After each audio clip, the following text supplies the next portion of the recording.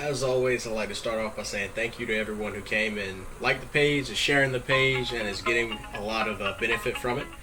Today, I was going to talk a little bit about staying focused with certain things in your life, but I kind of had it placed on my heart to talk about depression. So, depression is one of those things that is kind of that telltale that a lot of people don't talk about because it's in our head. It's the one thing that you can't physically see. You can't tell a depressed person from one who isn't unless you really personally know them. And even some of the most depressed people are the ones who would appear to be the happiest. There's a two sides to that. It's one of the worst things about it. It's also one of the best things about it. It's the simplest and the hardest thing to solve because it's all in your head.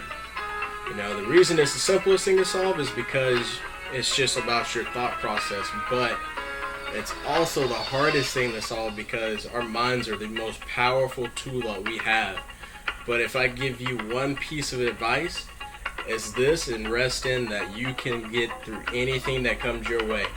No matter what comes to you, don't let those thoughts or those negative connotations or anything that you're allowing yourself to believe to dominate your mindset. It sounds crazy at first, but your thoughts and perceptions of yourself will become your reality and will become what you end up living.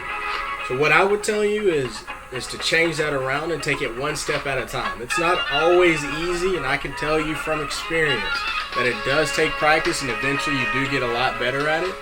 But you do have to take it one day at a time. You take it one thought at a time, and it starts with you changing the way you see things and the way you see yourself.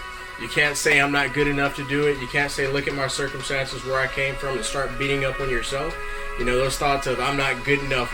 Look, how could I get married and have this long-term relationship when I look at where I came from? How can I be a successful business person when I don't have any successful business people in my house? How can I go be a teacher when I don't even understand simple math? How can I go do anything great when I don't have that in my life already? How can I get married when I don't like talking to girls? How can I have this amazing boyfriend when I don't feel beautiful? Those are all things that our minds will tell us, and it says they call it fear.